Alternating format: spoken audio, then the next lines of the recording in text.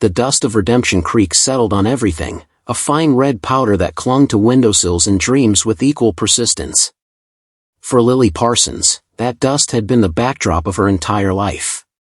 She'd learned its patterns from the seat of her wheelchair, a throne of worn leather and polished steel she'd occupied since a fever had stolen the use of her legs at the age of 7. But Lily never saw herself as broken. She saw the world with an artist's eye, finding beauty in the resilience of a wildflower pushing through a crack in the boardwalk or the kaleidoscope of colors in a sunset. She ran the town's only flower shop, Creek Blooms, a small oasis of vibrant life where her hands, nimble and strong, coaxed beauty from the earth. People said she had a gift, that she could make anything grow. What they didn't realize was that the most stubborn, beautiful thing she'd ever cultivated was her own hope. Then came Caleb. He was a man carved from the same quiet, unyielding landscape as the mesas that bordered the county. He ran a horse ranch a few miles out of town, a solitary operation he'd inherited from his father. They called him the Silent Cowboy, not out of fear, but out of a sort of mystified respect. His words were as rare and valuable as a summer rain. He spoke through his actions, the fences he mended for a widowed neighbor without being asked, the stray dog he'd nursed back to health, the way his hands, though calloused and powerful, could be impossibly gentle with a nervous foal. He first came into her shop for a simple pot of geraniums for his porch. He didn't speak much, just watched her as she worked, his eyes a startlingly clear blue. He came back the next week, and the week after that. Their courtship was a language of gestures. He'd leave a perfect, sun-warmed peach on her counter. She'd tuck a small, bright zinnia into his hatband. He learned the language of her flowers, and she learned the language of his silence. In a world of noise and judgment, they had found in each other a place of quiet understanding. When he finally did speak, his proposal was as simple and profound as he was. "Lily," he'd said, his gaze steady. "My world is quieter with you, but it's not as empty. I'd be honored if you'd be my wife." Their wedding day dawned bright and clear, the sky a vast, unbroken sheet of blue. They'd chosen to marry in the small garden behind the old town chapel, a place Lily had helped cultivate over the years. The scent of roses and lavender hung in the air, a sweet perfume of her own making. The whole town, it seemed, had turned out.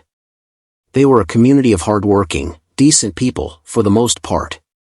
But like any small town, Redemption Creek had its dark corners, its pockets of casual cruelty.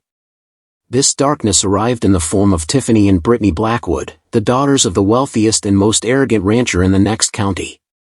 They moved through the world with the smug assurance of those who had never been told no, their expensive silk dresses a jarring note in the simple, homespun celebration. They stood near the back, by an old stone birdbath, their faces masks of bored superiority. Lily's father, a kind man with a face weathered by sun and worry, began to push her wheelchair down the makeshift aisle of scattered rose petals. A collective sigh of admiration went through the crowd. Lily was radiant. She'd woven tiny white desert flowers into her braided hair, and her dress, a simple lace affair, flowed gracefully around her, making the chair seem less a piece of medical equipment and more a part of her, like a chariot. She held her head high, her eyes fixed on Caleb, who waited for her at the altar, his usual stoic expression softened by a look of absolute adoration. It was then that the poison began to seep into the perfect day. From the back of the garden, Tiffany's voice, a high, sharp whisper designed to be overheard, cut through the soft music. "Can you believe this?" she sneered to her sister. "She actually looks like she thinks she's a real bride. It's pathetic." Brittany stifled a giggle, a sound like breaking glass. "It's charity, obviously." Poor Caleb, saddling himself with that. Imagine having to push your wife around for the rest of your life. How embarrassing. Their words were sharp, deliberate stones thrown at the most beautiful moment of Lily's life. Several guests nearby shifted uncomfortably, their faces tightening with disapproval, but no one said a word. It was the way of things. You didn't cross the Blackwoods. Lily heard them. Though she kept her eyes on Caleb, a flicker of pain crossed her face, a tightening around her mouth that her father felt through the handles of her chair. She'd spent her life absorbing such cruelties, building a shield of grace around her heart, but today, the armor felt thin. Up at the altar, Caleb had heard them too. No one noticed it at first. He didn't move a muscle. But the light in his clear blue eyes changed, the calm waters turning to frozen ice. The hint of a smile on his lips vanished, replaced by a hard, straight line.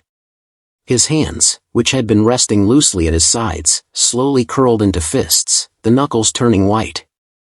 The preacher opened his book, ready to begin, but Caleb held up a single, commanding hand, stopping him mid-sentence. The music faltered and died. A confused hush fell over the garden as every eye turned to Caleb. He didn't look at Lily. He didn't look at the preacher. He slowly, deliberately, turned his entire body to face the back of the crowd. His movements were unhurried, almost lazy, but they carried a terrifying weight. Tiffany and Brittany, still pleased with themselves, hadn't noticed the shift. They were too busy whispering about Lily's dress. Caleb took one step off the altar platform, his boots making a soft, crunching sound on the gravel path. Then another.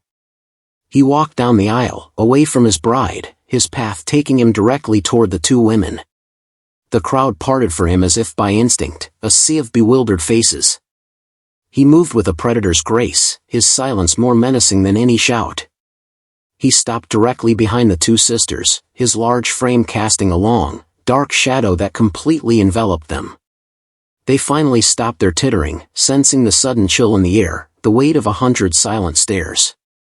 Tiffany turned, a dismissive look on her face, ready to scoff at whoever was interrupting her.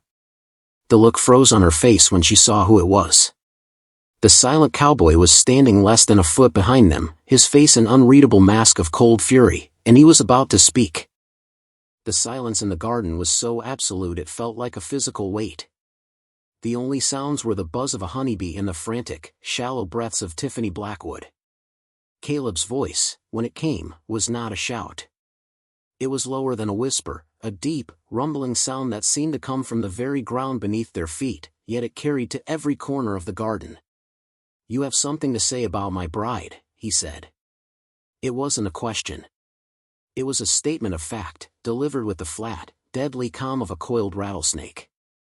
Tiffany and Brittany exchanged a panicked glance, their faces draining of all color. Their arrogance, their shield against the world, had just been shattered by two cold blue eyes. We were just saying how lovely she looks," Brittany stammered, her voice a pathetic squeak. Caleb's gaze didn't waver. He looked from one sister to the other, and in his eyes, they saw themselves reflected in all their petty ugliness. "No," he said, the single word sharp enough to cut. "You were talking about her chair. Let me tell you about that chair." He took a half-step closer, forcing them to crane their necks to look up at him. "That chair is made of steel, because anything less would have been broken by the strength it takes to live a single day with the grace that Lily does. You see a woman who can't walk. I see a woman who has carried the weight of your ignorant stares, your pitiful whispers, and your outright cruelty her entire life, and has never once stumbled." His voice grew stronger, each word chosen with deliberate, devastating precision. "You talk about embarrassment.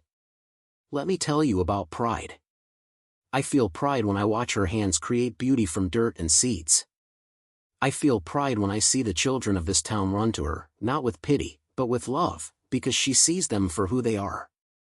I feel pride knowing that her heart is bigger than your father's entire ranch, and her spirit is stronger than any man I've ever known, including myself." He paused, letting his words hang in the stunned silence. He looked past them, his gaze finally finding Lily at the end of the aisle. She was watching him, tears streaming down her face, but a radiant, powerful smile lit up her features. This was her Caleb. Her quiet, gentle man, who had stored up a lifetime of words and was now spending them all in her defense. He was not rescuing her. He was standing with her, reflecting the strength she had always shown him. Caleb's eyes returned to the two sisters, his expression hardening once more. "You see a burden," he continued, his voice dropping again to that dangerous, quiet rumble. "I see my home. I see my future. I see the other half of my soul. What you see is a reflection of your own shallow, empty lives. Lily's chair doesn't limit her. Your bitterness limits you. He didn't need to raise his voice. He had stripped them bare in front of the entire community, exposing their hateful hearts with nothing but the simple, undeniable truth. A wave of shame and anger rippled through the crowd, shame for their own silence, and anger at the two women who had tried to tarnish such a beautiful moment. Mr. Blackwood, their father, started to push his way through the crowd, his face purple with rage. "Now you see here," he blustered. "You have no right." Caleb turned his head slightly, just enough to fix the powerful man with a look of such cold dismissal that the rancher actually stopped in his tracks. "I have every right," Caleb said, his voice level. "This is my wedding. And you and your daughters are no longer welcome." He then turned his back on them completely, a gesture of finality more powerful than any blow. "Leave," he said, without looking back. Humiliated, their faces burning under the weight of 100 accusing eyes, Tiffany and Brittany practically ran from the garden, their father trailing behind them, sputtering in impotent fury. Caleb walked back down the aisle, his long strides eating up the distance.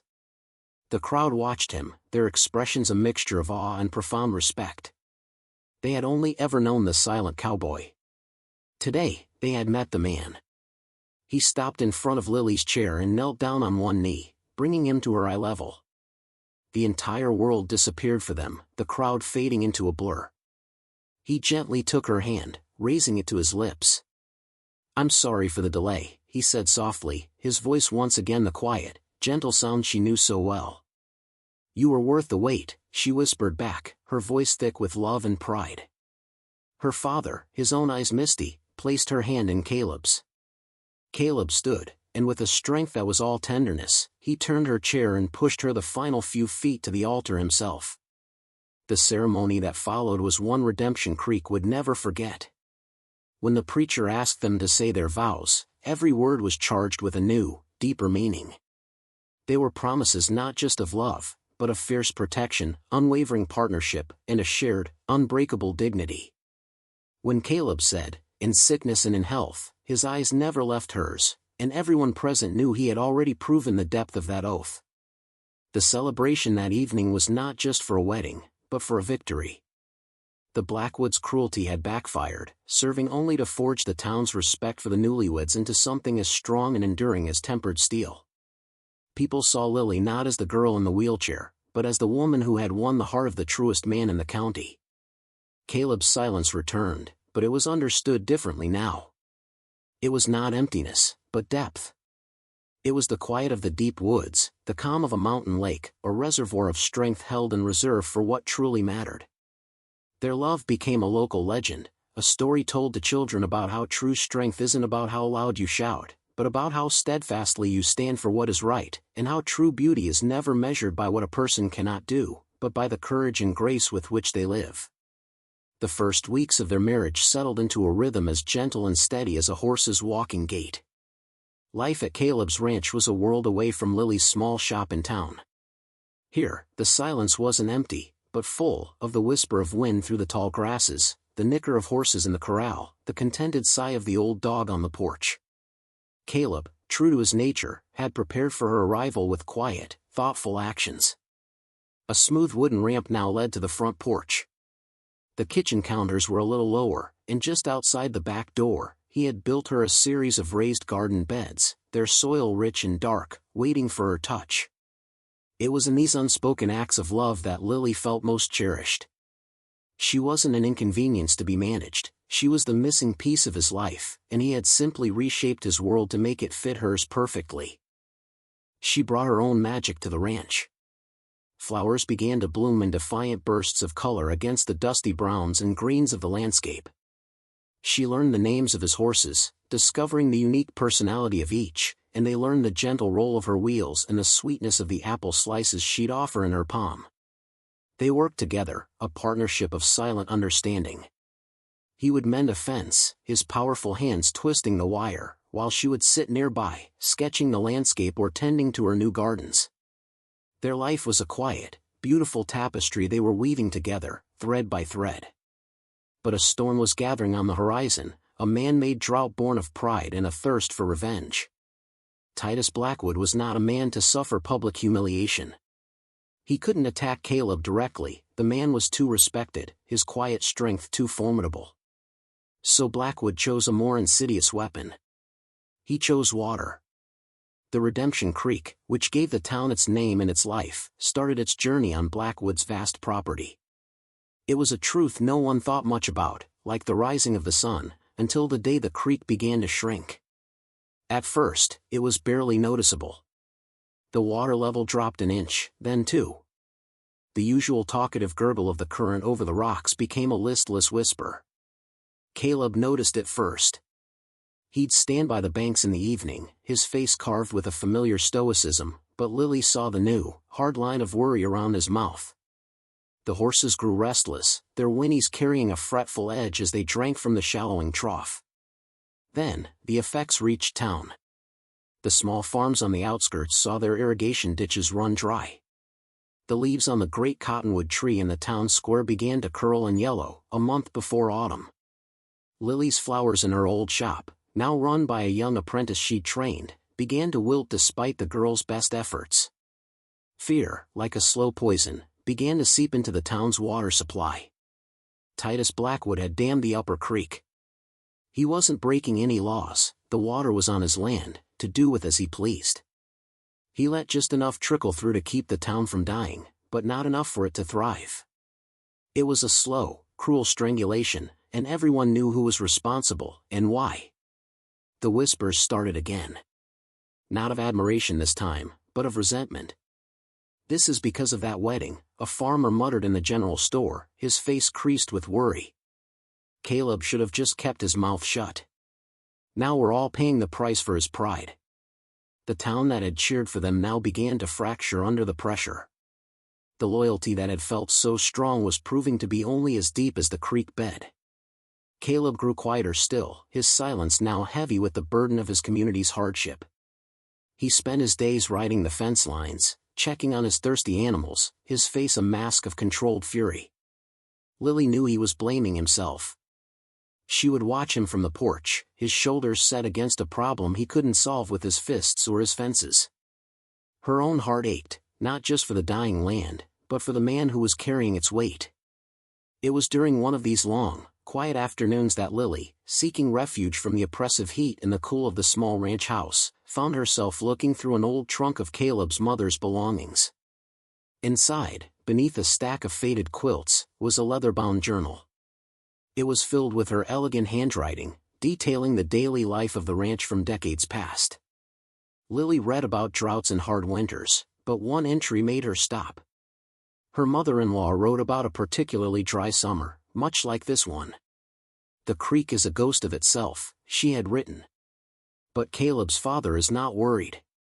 He speaks of the hidden sister, the secret spring his own father found, tucked away in the western canyon. He says it never runs dry. It is our ace in the hole, a gift from the land itself. Lily's heart began to beat faster. A hidden spring.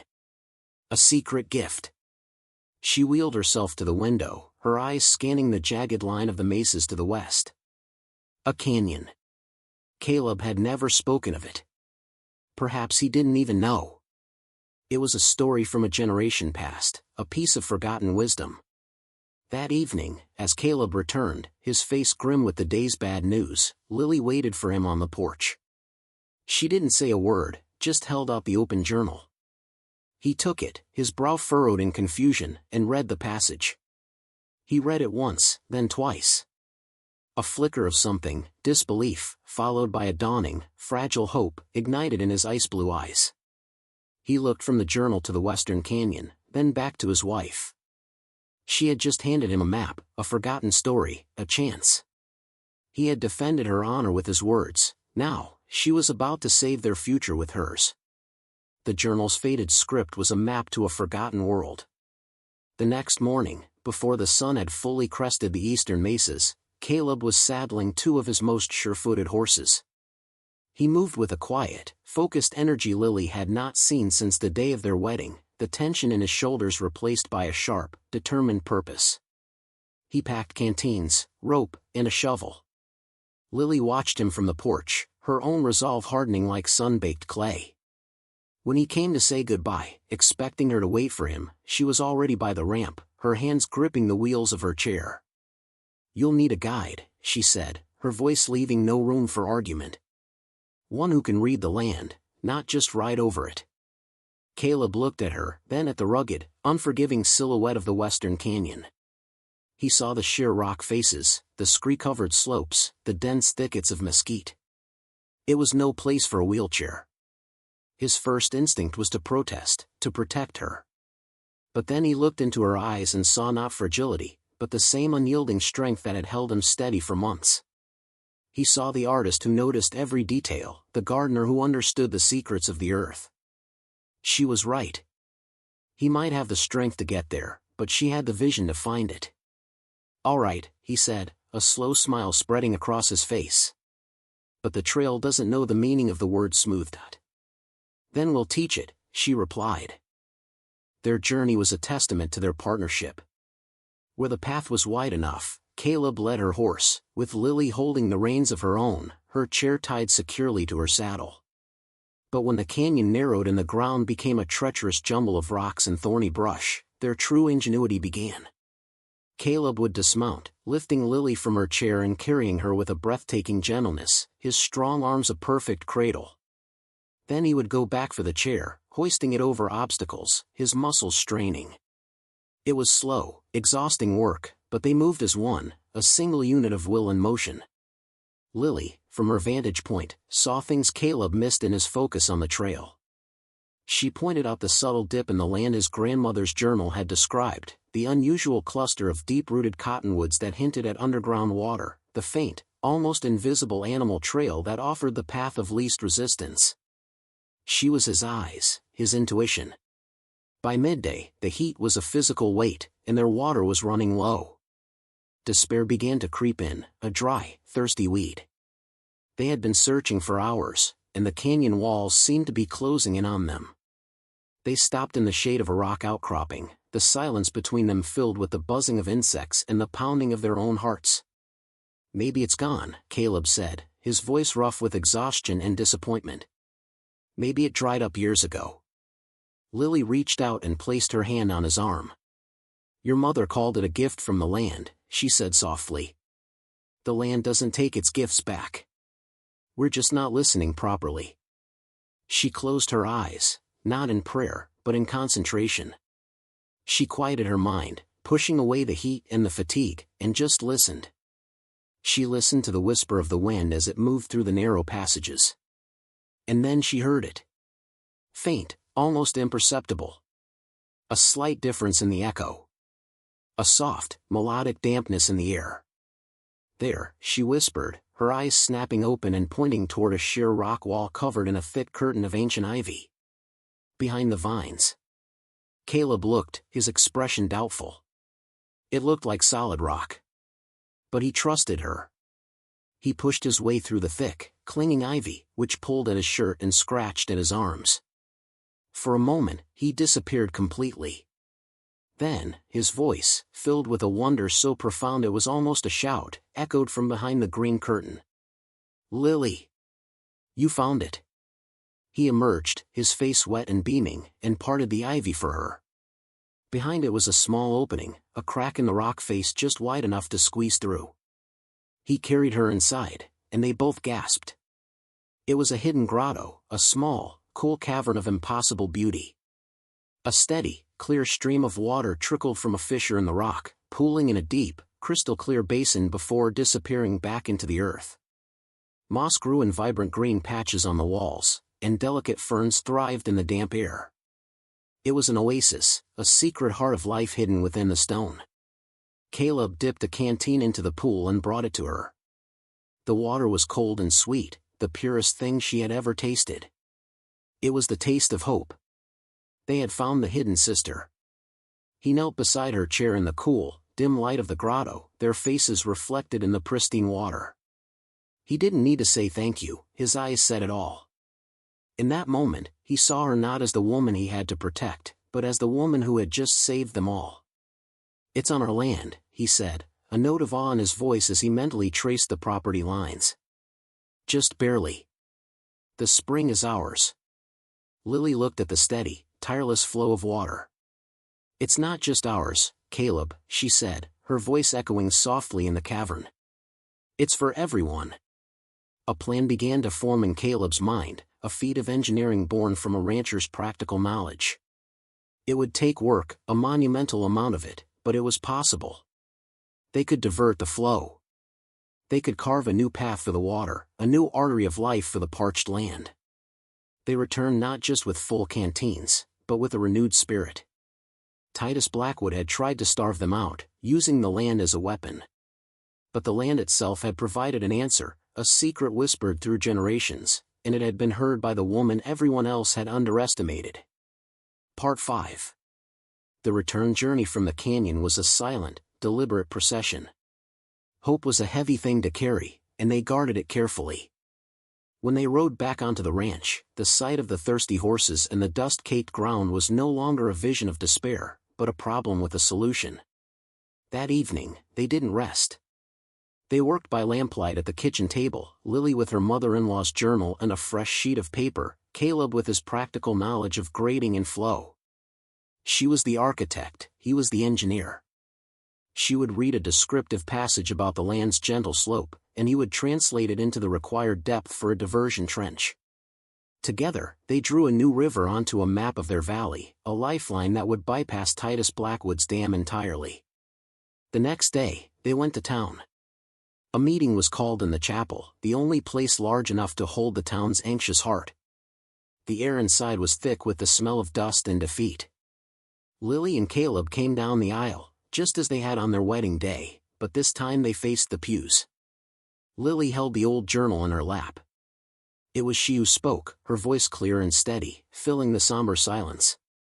She told them the story of the hidden spring, a secret kept by the land itself. She laid out the plan, not as a desperate dream, but as a practical, workable solution. She unrolled the map they had drawn, showing the path the new channel would take, a blue line of hope across the dry paper. When she finished, a heavy silence fell. It was broken by Jed, the farmer whose words in the general store had stung with the bitter truth of the town's fear. "It's a fine story, Mrs. Caleb," he said, his voice rough with skepticism. "But we're talking miles of trench, through rock and hardpan. And what happens when Blackwood finds out? He'll ruin what's left of us for defying him." Murmurs of agreement rippled through the crowd. They were a people beaten down, afraid of the bully on the hill. Caleb, who had stood silent and solid beside her, finally spoke. His words were few, but they landed with the weight of conviction. "I've seen the spring," he said, his gaze sweeping over the faces of his neighbors. "And I trust my wife." His simple declaration did more than 1,000 impassioned words could have. He was a man of the land, a man who did not deal in fantasy. If he believed, there was reason for hope. Then Lily spoke again, her voice cutting through their doubt. "Mr. Blackwood's power comes from one thing, his control of the water. This plan doesn't just give us water. It takes his power away. He can't stop a spring that bubbles up on another man's land. All we have to do is the work." The word hung in the air, work. It was a language they all understood. It was the foundation of their lives. A switch had been flipped. The despair in the room didn't vanish, but it was joined by a fragile, new emotion, resolve. Jed, the skeptic, was the first to stand. "My shovel's in my wagon," he said. One by one, others stood to join him. The town had found its spine again. The great dig began the next morning. It was a sight that would become legend in Redemption Creek. A line of men, armed with shovels and pickaxes, stretched from the mouth of the western canyon down the long, gentle slope toward the dying creek. They were farmers, blacksmiths, shopkeepers, men of all ages, united by a single purpose. The women of the town organized the support, setting up stations with water and food, tending to the children, their determined energy a vital part of the effort. And at the head of it all was Lily. She couldn't lift a shovel, but she was the undisputed leader. From her chair, positioned on a high point each day, she was the project's architect and its soul. With the old journal in her lap and her keen artist's eye, she read the contours of the land. "A little more to the left there, Jed," she'd call out. "The ground is softer. It'll save you an hour's work." She saw the best path, the easiest route, guiding their brute force with her sharp intellect. The men, who had once seen a woman in a chair, now saw a general commanding her army. A few days into the work, a fine carriage, gleaming black under the oppressive sun, appeared on the horizon.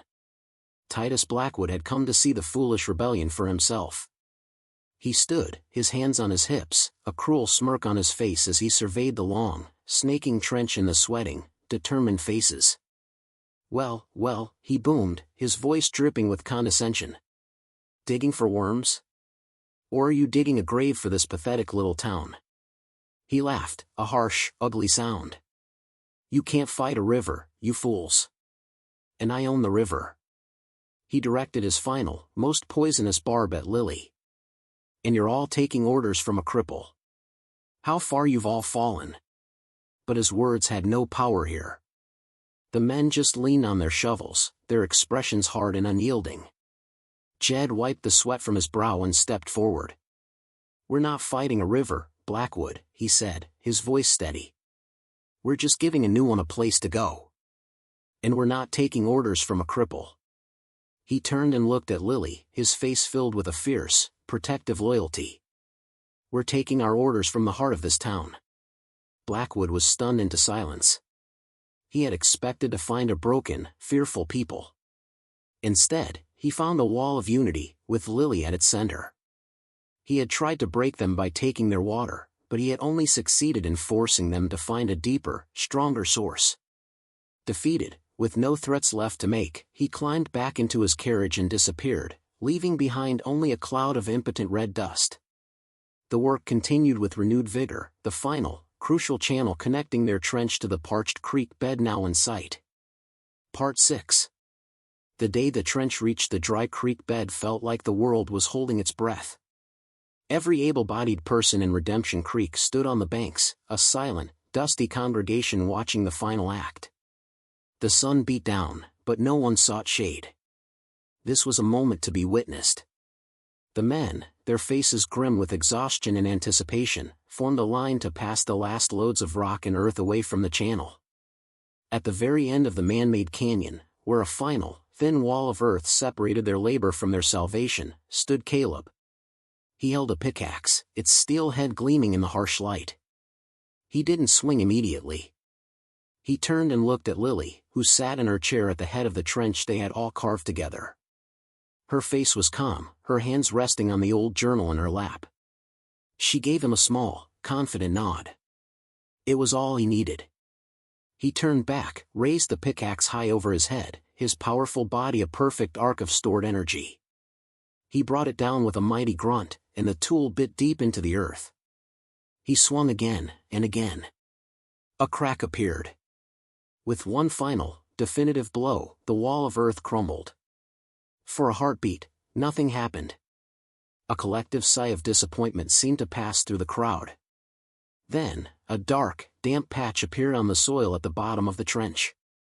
A single drop of water, as precious as a diamond, fell onto a dry stone. Then another. A slow, hesitant trickle of water began to snake its way out of the opening, shy at first, then bolder. It was not a flood, but a promise. A child, too young to understand the politics but old enough to know the magic of flowing water, let out a whoop of pure joy. The sound broke the spell. A low cheer started, then grew into a roar that echoed off the canyon walls, a sound of triumph and rebirth. The trickle became a steady stream, then a confident, gurgling flow, filling the man-made channel. The water, clear and cold from its secret heart in the mountain, washed over the dry, cracked earth. The people surged forward, dipping their hands, splashing their faces, letting their children dance in the shallow, life-giving current. They had not waited for a miracle, they had dug one out of the earth with their own hands. Caleb walked to Lily, his boots sloshing in the new water. He knelt before her, oblivious to the mud and the cheering crowd. He was covered in sweat and grime, but to her, he had never looked more magnificent. "You did it, Lily," he said, his voice thick with emotion. "No," she replied, placing her hand on his cheek, her touch leaving a clean spot on his dusty skin. "We did." Upstream, Titus Blackwood stood on his veranda, looking through a brass telescope. He saw the impossible. The riverbed below his dam, which should have been bone dry, was alive with water. His dam, the symbol of his power, now held back a useless, stagnant pond, while a new, vibrant artery of life pulsed through the valley, completely beyond his reach. He had hoarded his water, and in doing so, had been cut off from the very community he sought to control. He was a king on an island of his own making, and his reign was over. Life returned to Redemption Creek with the water. The great cottonwood in the town square unfurled its leaves, greener and more vibrant than ever. The fields drank deeply, and the sounds of a thriving community replaced the whispers of fear. They named the new stream Lily Creek, a permanent landmark to the woman who had led them out of the drought. Her flower shop flourished, and her apprentice could barely keep up with the orders for wedding bouquets and celebratory arrangements. Lily and Caleb's life on the ranch was quiet, but it was the profound quiet of deep contentment. The respect the town gave them was a palpable thing. They were the heart of the community, the living proof that true strength was not about what you could take from others, but what you could build together. One evening, months later, they sat on their porch, watching the sunset paint the now lush valley in hues of gold and rose. The gentle sound of Lily Creek, their creek, was a constant, soothing melody in the background. Caleb reached over and took her hand, his callous thumb stroking the back of it. He didn't speak, but he didn't need to. In his touch, she felt the depth of his love, a love as steady and life-giving as the hidden spring she had found. Lily looked out at the thriving land and thought of the cruel words spoken on her wedding day. The bullies had seen a woman in a chair and judged her life to be a tragedy. They could not have been more wrong. Her chair had never been a prison, it had simply given her a different view of the world. And from where she sat, she could see everything that truly mattered, the resilience of the land, the strength of a united community, and the unwavering love of a good, quiet man. The seasons that followed the Great Dig were seasons of abundance. Lily Creek, a name that was now etched onto the official county maps, was the town's lifeblood. The valley, once on the verge of turning to a dust bowl, was now a patchwork of lush greens and golds. Children learned to swim in a newly widened part of the creek, their laughter replacing the anxious whispers of their parents. Redemption Creek was not just surviving, it was thriving, reborn from the shared sweat and unity of its people. The story of the silent cowboy and his wheelchair-bound wife became the founding myth of this new era. Lily and Caleb's ranch was the quiet epicenter of this new prosperity. Her gardens expanded, becoming a riot of color and life that drew visitors from miles around, who came to buy her flowers and seedlings, but also, perhaps, just to be near the woman who had shown them the power of a different kind of strength. Caleb's horses were the strongest and healthiest in the region, their coats shining from the abundance of fresh water and good pasture. Their life was one of quiet joy, of shared work and easy companionship, a love that needed few words to be understood. One autumn afternoon, Sheriff Brody rode out to their ranch. He found them on the porch, Caleb mending a bridle and Lily sketching in a book, the old dog asleep at her feet. After accepting a cool glass of water, the sheriff got to the point of his visit. "Just thought you should know," he said, turning his hat in his hands. "Titus Blackwood sold his ranch. He's gone." He explained that Blackwood's self-made drought had been his undoing. While the rest of the valley flourished from the new creek, his own lands, upstream of his useless dam, had withered. His cattle sickened, his wealth dried up with his wells, and his reputation was ruined. His daughters, unwilling to live in a place where their name was a synonym for disgrace, had moved back east.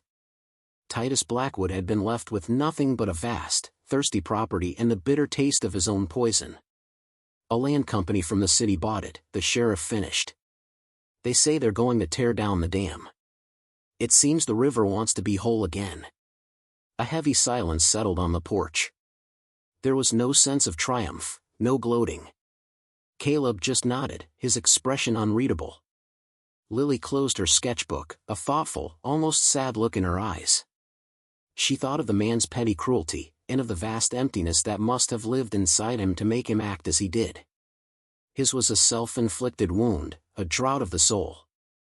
"I hope he finds some peace," she said softly, and the sheriff looked at her with a renewed sense of awe. Her grace, it seemed, was as deep and constant as the hidden spring itself. The following spring, a town delegation, led by Jed the farmer, came to the ranch. They stood, hats in hand, on the porch Caleb had built ramps for. "Mrs. Lily, Caleb," Jed began, "the town's decided we need a proper schoolhouse. One that'll last.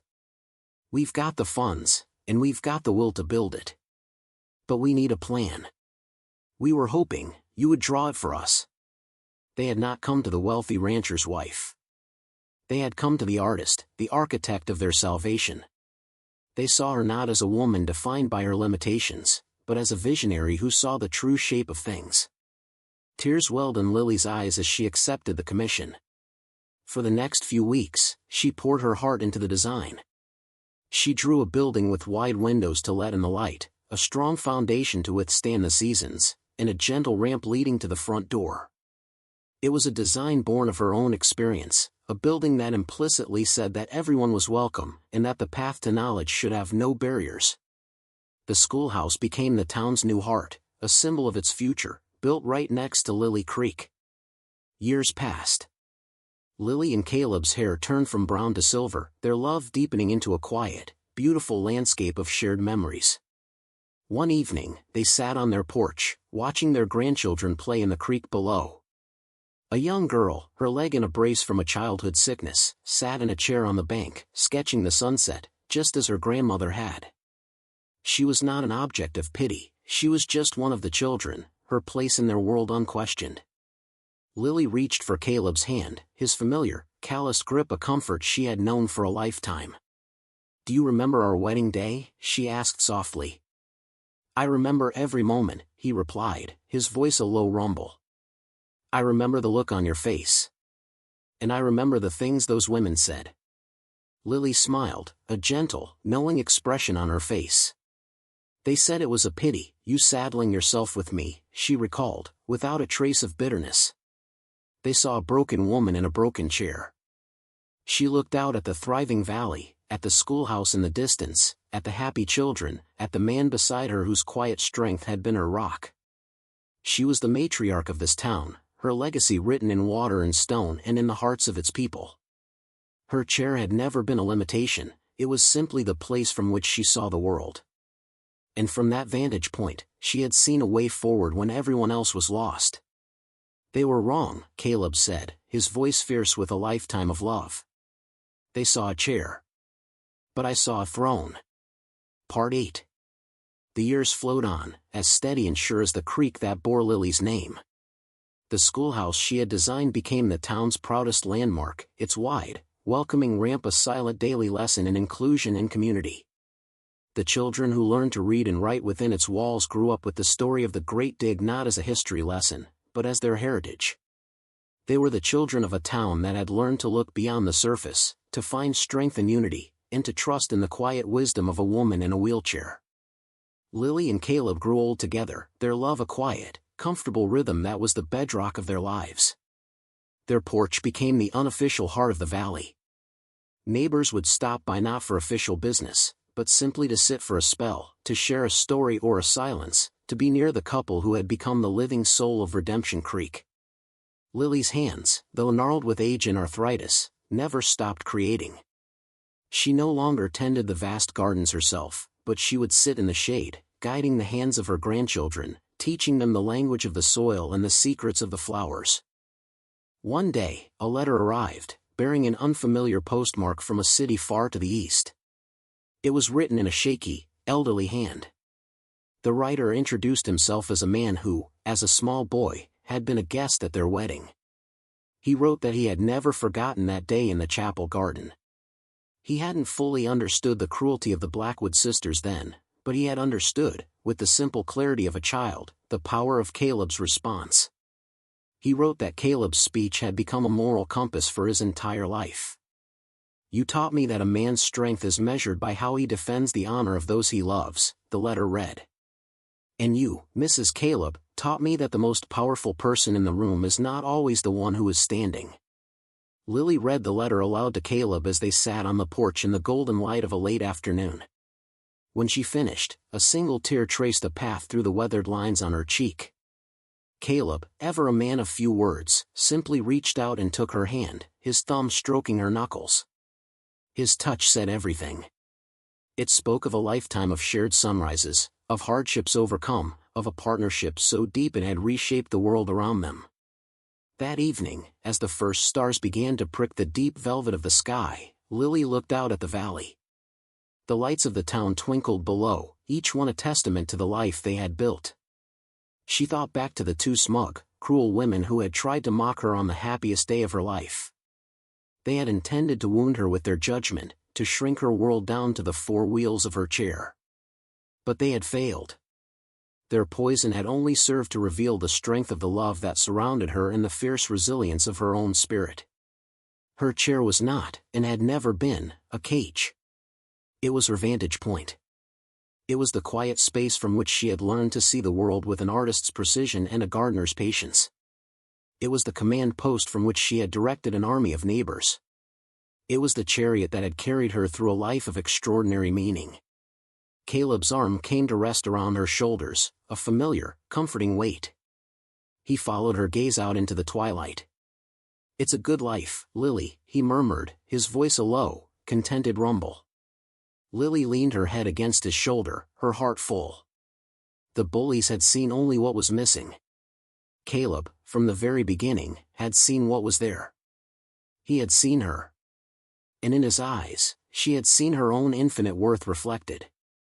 "Yes, Caleb," she whispered, as the valley settled into a peaceful, starlit silence. "It is. You built me a beautiful life." He smiled, his eyes on the horizon.